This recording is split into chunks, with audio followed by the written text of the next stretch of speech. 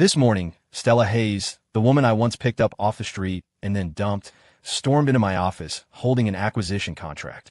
Gee, I bought the factory. Are you going to sell your part? 3 years ago, I found her working a late-night food truck, slept with her, and then walked away. Now, she's pulling up in a Rolls-Royce Cullinan, with a little girl behind her calling me dad. My head felt like a cement mixer. She leaned in close and whispered, "You have two choices. Either come to City Hall with me right now, or I send every single person in this factory home, permanently, by the end of the day." Was this a forced marriage, or was it revenge? We have a situation. It was 8 in the morning, and I was still suffering from a killer hangover. Kyle, my assistant, burst into the office, scrambling over his own feet. Ms. Hayes is here. My head felt like it had been hit with a sledgehammer. Which Ms. Hayes? The one, Stella Hayes. She says she's buying the plant. I was instantly sober. Stella Hayes, the factory flower I'd picked up near the loading docks 3 years ago. I'd slept with her, then I'd dumped her. And now she was back. I rushed to the window. A Cullinan was blocking the main factory gate. 8 beefy security guards in black suits stood in 2 rigid lines. Stella was leaning against the hood. She was wearing Chanel couture, clicking red-soled heels on the asphalt. Beside her, she held the hand of a little girl, wearing pigtails, a miniature version of Stella herself. My mind went completely blank.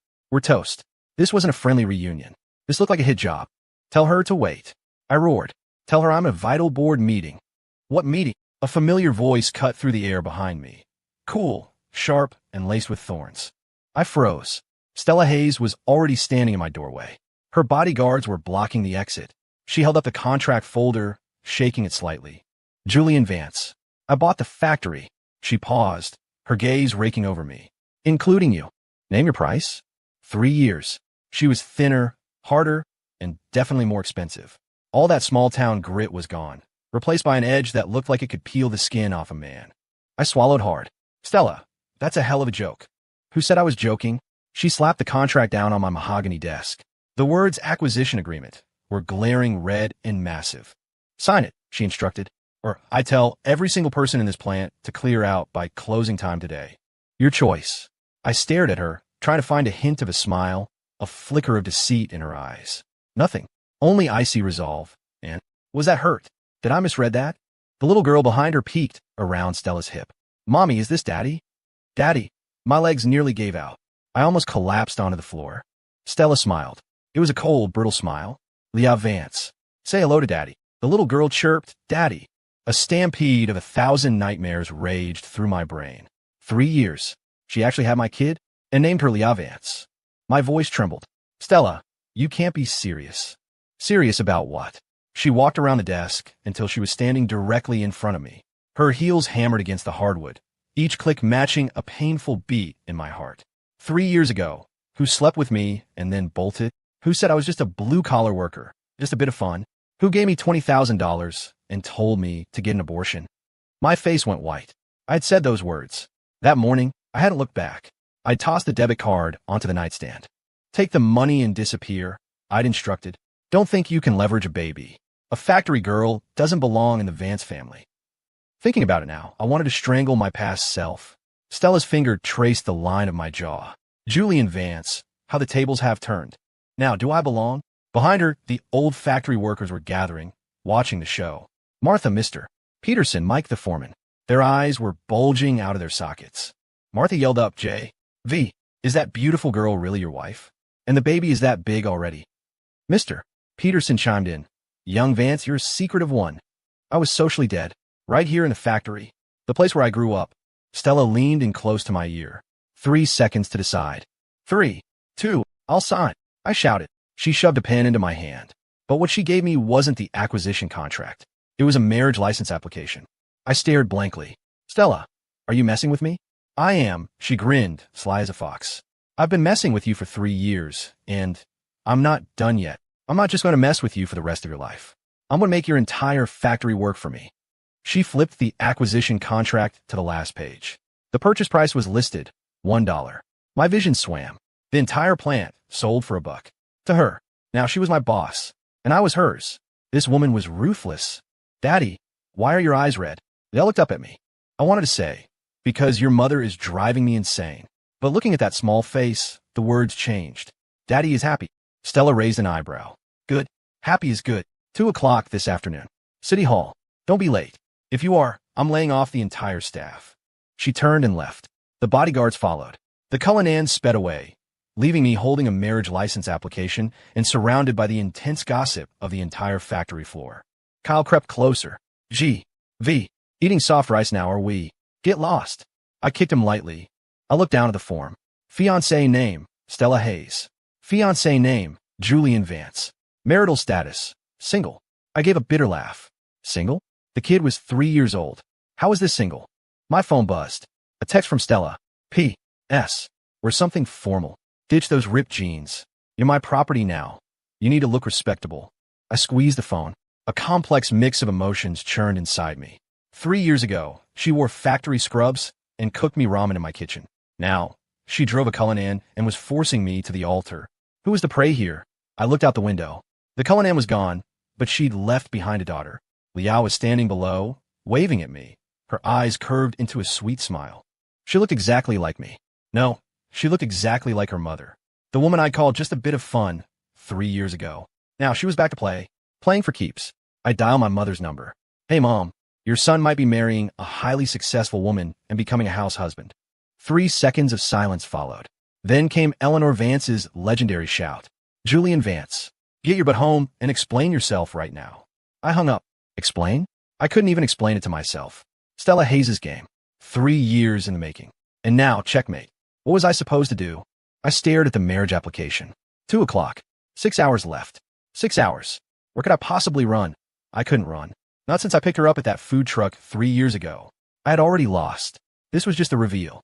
At 2 o'clock, I showed up at the City Hall steps on time. Stella was already there. She had changed into a simple white dress and applied light makeup. Liao was with Stella's assistant, happily eating ice cream nearby. Made up your mind? She asked. I have, I said bitterly. Can't run, so I won't. She actually smiled. A real smile, just like the one I remembered from 3 years ago. 3 years ago, she wasn't CEO Stella. She was just a girl flipping noodles at a street vendor. That night, I was speeding away from the cops after a late-night run, pulling into the food truck row near the factory gates. Boss, 1 order of lo mein, coming right up. She looked up. Her face was smudged with grease and steam, but her delicate features shone through, a rose covered in mud. I stared a little too long. She looked back. Well, if it isn't young Vance. You know me, the factory owner's son? Everyone knows you. She expertly tossed the noodles, the flame leaping high. Just never seen you in person. The rumor is you're a trust fund idiot. I laughed. The rumor is true. I'm a waste of space just waiting to inherit. She handed me the noodles. Waste of space are fine too. At least they live free. I ate the noodles while she cleaned up her stall. You close up this late every night. Doesn't it wear you out? It does, she admitted. But being tired earns money. Earning money keeps me alive. She said it matter-of-factly, as if commenting on the shape of the moon. I was intrigued. How much do you earn a month? 3,000. I'll give you 30,000. Come with me. She blinked. Young Vance, are you drunk? I'm not drunk. I'm interested in you. Interested in what part of me? She smiled, showing a small dimple. Your noodles are delicious. I was being ridiculous. She played along. That's it. Not enough. I could eat more if you like. That night, I bundled her in her entire stall setup and took her home. My mother, Eleanor, nearly had a stroke. You brought home a factory worker? Julian, you've really outdone yourself. I stood my ground. Mom, I like her. You wouldn't dare. Idare. My mother was so angry, she had to be checked into the hospital. I used the opportunity to move out, and we lived together in a cheap apartment in the warehouse district. For $500 a month, I felt more grounded than ever before. She worked the day shift at the factory assembly line. She came home at night to cook me noodles. I slept all day and raced cars all night. I lived like a complete slacker, but she never judged me. Julian, you're not really useless. You just haven't found anything you want to do. She was right. The only thing I wanted to do was lie down. Lie down and watch her. Watch her screw bolts. Watch her cook noodles. Watch her meticulously split $1 into 2 cents. The way she saved money was fascinating. Stella, why do you push yourself so hard? Because I'm terrified of being poor. When she said it, her eyes held fire. A fire that looked like it could burn down the whole city. I was mesmerized. Have you ever thought about being rich? Yes. What would that look like? I want to open a small supermarket and buy you a car that doesn't crash. I laughed until my stomach hurt. That's it. Not enough? She countered. It's enough. I held her tight. Stella, I'll open a factory for you. You'll be the boss. I'll be the boss's man. She thought I was joking. I wasn't. I secretly took my ID and paperwork and registered Nova Treats Snack Corp. The legal representative, Stella Hayes. Initial capital, $5 million. It was what was left of the startup fund my mother had given me, which I had mostly blown through. When Stella saw the business license, she was stunned. Julian, are you insane? No. I just want to see you as a CEO. She cried. The first time she cried in front of me. Idiot. Big idiot. She called me names, but she held me tighter than anyone ever had. That night, she initiated the kiss. Julian, I won't let you lose, she said. Her eyes were determined. I believed her, but later I still lost. Lost everything. I remember the day we broke up. It was raining. She held up the pregnancy test, 2 lines. Julian, I'm pregnant. I stared at the 2 lines, my mind blank. My mother's words echoed in my ears. Having fun is fine. Marrying a factory worker? Over my dead body. The factory my father left me. I needed to marry a woman from the right social circle to get full controlling shares. Otherwise, I'd just get dividends and be a slacker for life. I looked at Stella. Her eyes were full of expectation. Let's get married. I stayed silent for a long time. Finally, I pulled out the bank card. There's $20,000 in here. Get rid of it. We can't be together. Her expression shifted from expectation to shock, then to utter despair. Julian, what are you saying? I'm saying it was just a fling. You actually thought I was serious? I threw the card onto the floor. A low-rent worker, trying to marry into the Vance name? Don't dream about it. She picked up the card. She didn't cry. She just smiled. A smile worse than any tears. Fine. That's just fine. Julian Vance, you will regret this. She turned and walked away. The rain was heavy. Her silhouette quickly disappeared into the downpour. I stood there for a long time. I thought she was just a normal girl. I thought $20,000 would solve everything. I thought I wouldn't regret it. But I was wrong. Terribly wrong. Now she was back, driving a Rolls-Royce, carrying my child, and demanding we get married. This plot was trashier than a daytime soap opera. But I couldn't laugh. I finished signing the application. Stella slipped the form into her purse. Let's go. Where? The airport. What? Business trip. Me. You. What about the factory? I acquired it. I was speechless. Her assistant loaded Leon into the car. The little one stuck her tongue out at me. Daddy, we're going on vacation. Vacation, my ass. This was kidnapping. Legal kidnapping. In the car, Stella handed me a file. Nova Treats Snack Corp. Financial report. I opened it, my eyes widening with every page. Revenue, $300 million. Profit, $80 million. Market share, first in the region. My hand was shaking. You did this. Who else? She scoffed. You put in $5 million back then, and then you ghosted me. I had my people send the reports to your email. Did you even look at them? I hadn't. I treated her like a toy. When the toy ran away, who cared what it did? Stella, how did you do it? Want to know? She leaned closer, her breath warm against my cheek. Beg me. Me. Honor before humility. I turned to look out the window. She laughed. Still the same.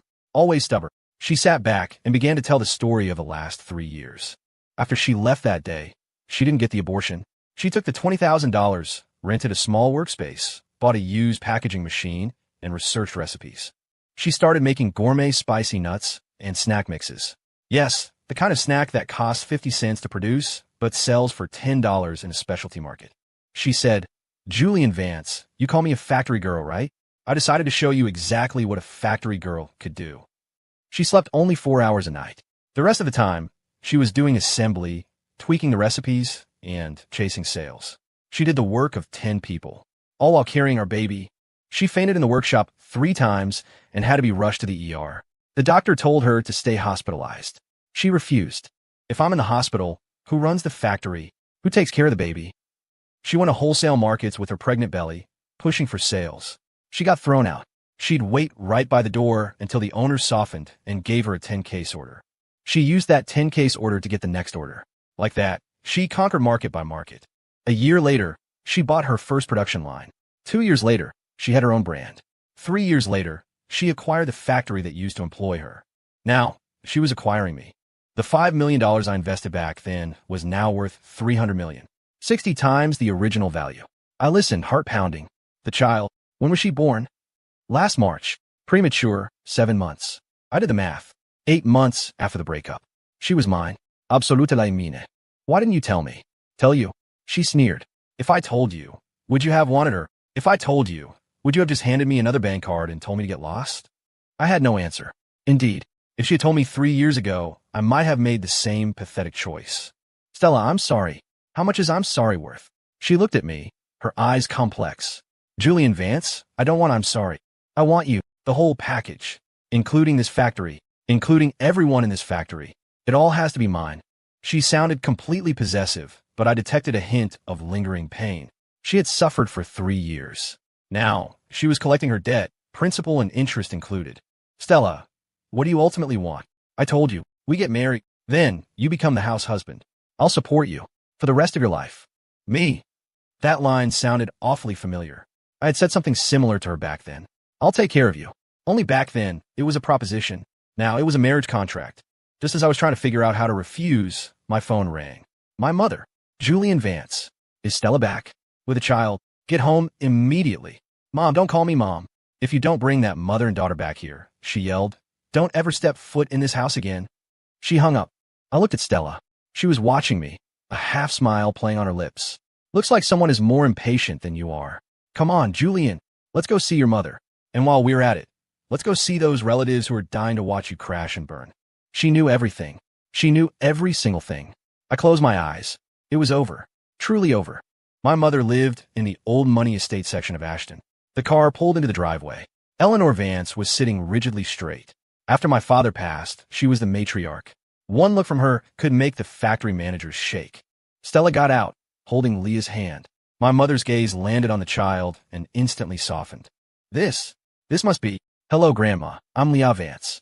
The little girl was sweet talker. My mother burst into tears immediately. Good girl, my good girl. She scooped up Leah and then glared fiercely at me. You animal. Me. Stella was composed. Hello, Mrs. Vance. Don't call me Mrs. Vance, my mother said. Call me Mom. Stella was stunned. I was stunned. My mother's attitude had shifted faster than a sports car. Mom. Stella tried tentatively. Yes, dear. My mother answered loudly. I was dumbfounded. Mom, didn't you say you were going to break my legs? If you dare try to abandon this mother and daughter again, I still will break your legs. My mother marched into the house, holding Leah. Stella and I were left standing in the driveway. Your mom is easier to deal with than you are, Stella observed. She's hitting menopause, I mumbled stubbornly. Julian, the way you refuse to admit defeat, Stella said, moving closer. It's the same as 3 years ago. She closed the distance. You need to be taught a lesson. I stepped back. Stella, what game are you playing now? Game. She laughed. Julian, do you think 3 years of my work was just to play with you? You flatter yourself. Her eyes turned cold. What I want is the entire Vance group. And you? You're just a complimentary accessory. Me? My chest tightened. I was just an accessory. So you don't love me at all? Love. She looked like I'd told the biggest joke in the world. Julian Vance, are you worthy? She turned and walked into the house, her back straight and final. I stood there. The wind picked up, making my eyes sting. Inside the living room, everything was cozy and cheerful. My mother took out a treasured emerald bracelet and slipped it onto Stella's wrist. This was passed down by my mother-in-law. Now it's yours. Stella demurred. It's too valuable. It's not. The entire Vance group is less valuable than you and Leah. My mother's words made my heart plummet. Was she planning to hand the whole family business over to Stella? Mom, what are you implying? Continued. I'm implying you're a good-for-nothing disappointment. The factory was under your care for 3 years, and it hemorrhaged money for 3 years. Stella did 3 years of work and earned $300 million. What do you think I'm implying? I had no defense. I had run the factory into the ground. I only knew how to spend money, not make it. Mrs. Vance. Stella corrected herself. I didn't just come back for Julian. I came back for the business. I intend to acquire the snack division of Vance Corp and merge it into Nova Group. My mother's eyes lit up. Really? Absolutely. And Julian? Him. Stella glanced at me. I plan to make him the Chief Product Experience Officer, which is just a fancy way of saying taste tester. He just needs to lie around and eat snacks all day. My mother clapped her hands, delighted. That suits him perfectly. Me. So, they had already decided my entire future cut and dried? Why were they even asking my opinion? Just then, the doorbell rang. Kyle rushed in. It's bad, Jay. Your uncle and his cronies are here. They want to hold an emergency board meeting. They want to fire you as CEO. My mother's expression darkened. Stella, however, smiled. Perfect timing. Let them in. Today, we settle all accounts. She pulled Leah close. Leah, watch mommy stick up for daddy. I stood on the sidelines, feeling utterly useless. But deep down, I felt a flicker of warmth. 3 years ago, I faced those relatives alone, without any support. Now, someone was fighting for me. And it was a woman I'd slept with and dumped. This whole situation was utterly surreal. My uncle, Richard, and a dozen other relatives flooded the room. Eleanor, we're here to discuss serious business, Richard stated immediately. Julian has caused severe losses to the factory. We demand a board meeting to remove him from the CEO position. My mother scoffed. Remove him? He holds 45% of his shares. Are you planning a coup? Eleanor, that's not fair, Richard said, turning to me. Julian, you took over 3 years ago. The factory went from earning $5 million annually to losing $3 million. What do you have to say for yourself? I truly had nothing to say. But Stella stood up. Who said the factory is losing money? She tossed a file onto the table. This is the valuation report from my audit firm. Van Snacks brand value, $50 million. Production line value, $30 million. Distribution channels value, $20 million. Total, $100 million. And it is currently profitable. Richard scoffed. Who are you? Since when do your numbers count? Stella Ayes, CEO of Nova Treats Group. Stella handed him her business card. Richard took it, his hand starting to tremble. You? Yeah, that's Stella Hayes. That's right, Stella smiled. The factory girl you all looked down on. Now I'm here to acquire your factory. My offer, $1. The room erupted. Are you insane? $1 for $100 million asset. Yes. Stella nodded. Because I only want Julian Vance. The factory is an accessory. It's worthless. Richard slammed his hand on the table, furious. Eleanor, are you going to let an outsider bully the Vance family like this? My mother calmly took a sip of tea. She's not an outsider. She's my daughter-in-law, the mother of Julian's daughter. Richard was speechless. What? When did this happen? The child was conceived 3 years ago. My mother lied without blinking. It's just that Julian, that scoundrel, refused to acknowledge her. Now the girl has built her own empire and come back to collect the debt. A debt must be paid, both corporate and emotional. I stood there, mouth open. I want to point out it was 3 years and 8 months ago. But seeing the confidence in my mother's lie, I kept quiet. Stella added the kill shot. Richard, you hold 15% of the stock, right? I'll pay 3 times the market price for it. Richard's eyes instantly gleamed. Seriously? Seriously. Stella pulled out a checkbook. Sign, take the money, and leave. Quick and decisive. Richard signed on the spot. Seeing the cash, the other relatives clamored to sell. Stella bought them all out. 2 hours later, she held 45% more shares. Including her original acquisition, she now controlled 90% of Van Snacks. The absolute controller. She turned to me. Julian, are you selling your 45%? Sell it, and you're broke. Keep it, and you're a minority shareholder.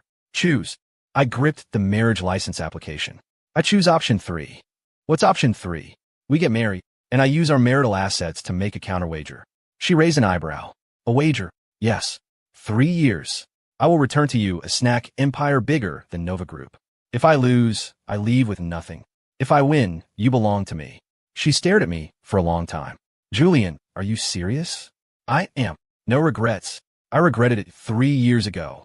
I won't regret it a second time. She smiled, tears welling up in her eyes. Phoenix. I'll play. One condition, though. Name it. Tonight, you sleep in the guest room. Why? Because Leah needs to sleep with me. She hasn't adjusted to having a father yet. Me? So, I was just window dressing as a father? Leah ran over and hugged my leg. Daddy, can you tell me a story tonight? Looking at her expectant eyes, my heart melted. Yes, Daddy will tell you a story.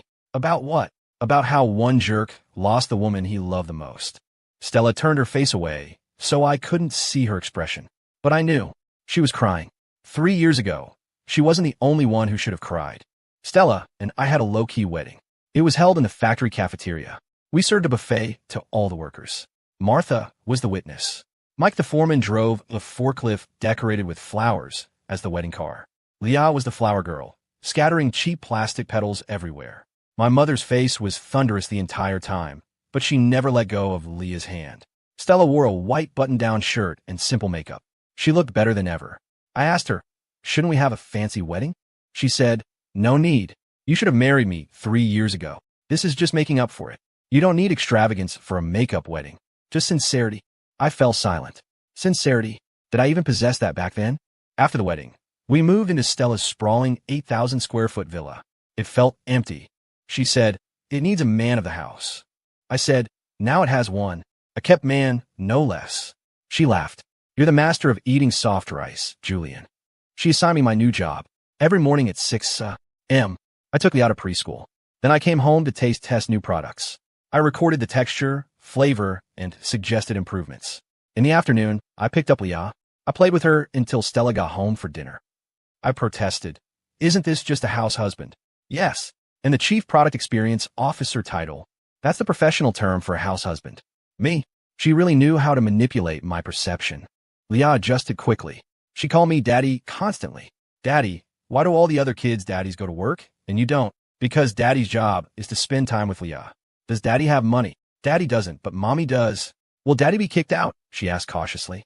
My heart ached. The child was traumatized. "No, I won't." I hugged her tight. "Daddy will never leave again." Really? Really? Daddy promises." Leah smiled like a small son. Stella was standing in the doorway, watching us, her expression unreadable. That night, she came home late from work. I brought out a late-night snack, her favorite noodles. I tried to copy her style. Hot pan oil noodles. But I couldn't get the temperature right. I burned them a little. She took a bite. Her eyebrows knitted. "Disgusting." I lower my head. "I'll make a fresh batch." "No need." She ate the whole plate. "Even though they're bad, they taste like home." My heart warmed. "Stella." Thank you." "For what?" "Thank you for not giving up on Leah. And thank you for coming back for me." She put down her fork and looked at me seriously. "Julian, I didn't come back for you. I came back for Leah. She needs a father. As for you, you're just a complimentary accessory." There was again. The complimentary accessory. I laughed bitterly. "Stella, why are you so stubborn?" "I can't help it." She stood up to take a shower, leaving me with her back. I looked at her. I suddenly wondered, was this woman also scared? Scared that all this was just a dream. Scared that I might disappear again. That night, I slept in the guest room, tossing and turning. In the middle of the night, the door creaked open. A small figure climbed into the bed. It was Leah. "Daddy, I'm scared." "Scared of what?" "Scared Mommy won't want me either." I held her close. "She won't. Mommy loves you just as much as Daddy does." "Really? Really? Then why does Daddy sleep in the guest room?" "Because." I couldn't tell her I was still on probation. "Because Daddy snores. And Mommy complains." Leah believed me. She fell asleep in my arms. I held her like I held the entire world. Continued. The next morning, Stella saw me emerging from the guest room. Her expression was strange. "Sleep well last night?" "No." "Why?" "Because a certain someone is stubborn." Her cheeks flushed. "Who's stubborn?" "You are." I leaned in. "Stella, is it so hard to admit you still love me?" She pushed me away. "Who loves you? You're delusional." She turned away, but her ears were red. I smiled. This woman was still so easy to tease. Kyle called. "V, we have trouble." "What now?" "Your uncle and his faction sold their shares to the competition. Now the competition is attempting a hostile takeover." My face darkened. Stella took the phone from me. "It's fine. Tell them to come. Perfect time to take them all out." She smiled, completely confident. "Still here." I suddenly realized that this game was just starting, and I was both the chess piece and prize. Stella's competition was Apex Snacks, the industry leader, worth billions. Their heir, Marcus Doyle, had a history with me. 3 years ago, I won a Ferrari from him in a street race. He never forgot it. Now he was seizing the opportunity during the Vance Corp. Internal chaos to swallow us whole. He acquired 45% of the shares from your uncle's faction, Stella analyzed, plus what he bought on the secondary market. He currently holds 38%. We're only 7% ahead. If a few more scattered shareholders defect, we lose control. I frowned. What do we do? Simple. She pulled out her phone and dialed a number. "Hello, Aunt Vivian?" "Yes, it's Stella. I need a favor." Aunt Vivian was my mother's best friend and a powerful bank CEO. Aunt Vivian agreed to put pressure on Apex. Stella explained. Their main loan is due next Monday. If they can't pay, they face asset liquidation. They don't have the cash to pay it back because all their capital is tied up in the stock market, trying to acquire us. I was dumbfounded. "When did you contact Aunt Vivian?" "Yesterday." "You planned this?" "Yes." She looked at me. "Julian, did you think business was about luck? It's about calculation. I learned that 3 years ago." She learned it, and I was still standing in the same place. "Stella, are you tired?" She paused. "What? Living like this, isn't it exhausting?" She was silent. For a long time, she finally spoke. "It is.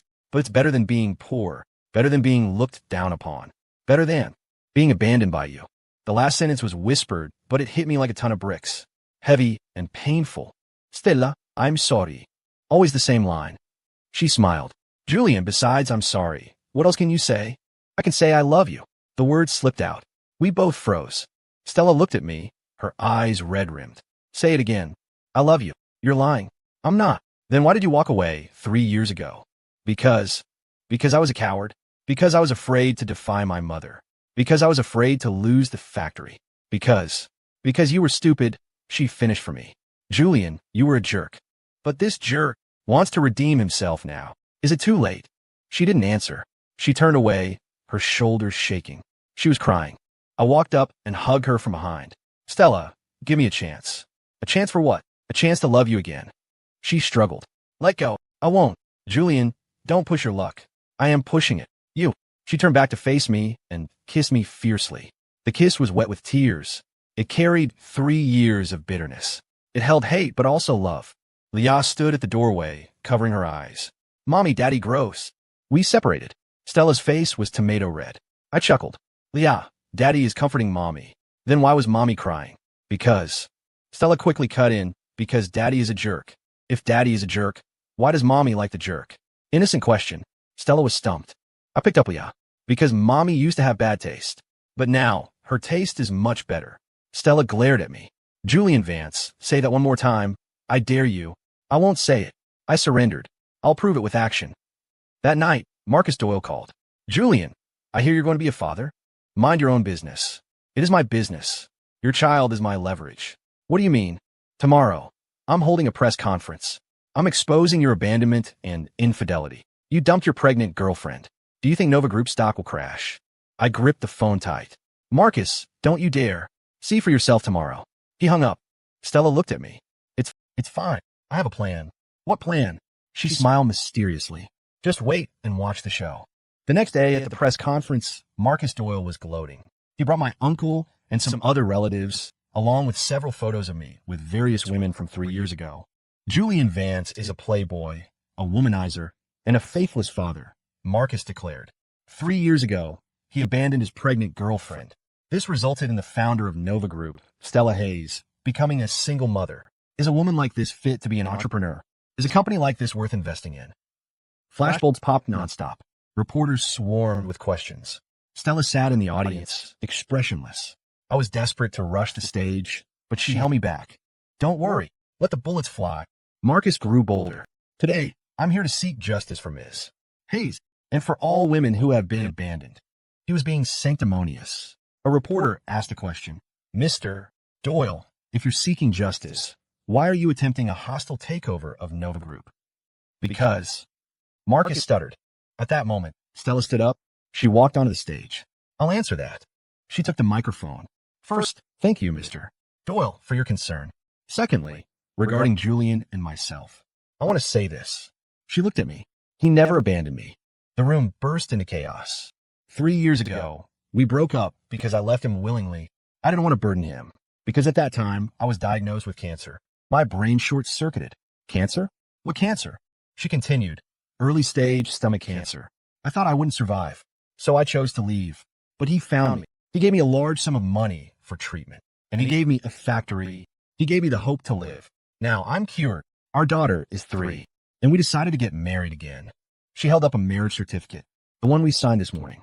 I was completely dumbfounded. Where did we get this? How could she pivot like this? Marcus Doyle's face turned green. Stella, you're lying. Am I lying? She sneered. Mr. Doyle, you're the one lying. The giant screen lit up.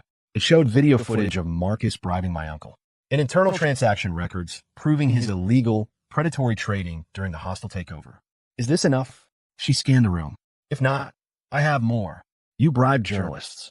You fabricated smears against me. You tried to short Nova Group stock. I've already submitted this evidence to the Securities and Exchange Commission. Marcus went weak in the knees and collapsed onto the floor. The reporters spun their cameras, savagely surrounding him. Stella walked off the stage and took my hand. Let's go, honey. Let's go home. I followed her mechanically. We got in the car. Stella, what you said earlier. All fake. She interrupted me. Except the cancer. I did have it. but it was early stage, 95% recovery rate. However, I lied to you for 3 years. I said you gave me $20,000 for treatment. In fact, what you gave me that day was a breakup payment. I was silent. Do you hate me? She asked. Yes, I said, but I can't sustain it. She smiled. That's good. Now, the whole world knows we are married. You can't escape. She leaned against my shoulder, grinning like a fox. I hugged her tight. Stella, how many secrets are you keeping from me? Not many. Just an entire business empire, maybe. Me? Fine. I was committed to this soft rice. In the car, Liao was asleep. Stella looked out the window. Julian, do you want to know why I came back? You don't. Because I was dying. My heart stopped. What did you say? I'm kidding. She laughed. Just scaring you. But 3 years ago, it was real. She told me the complete story.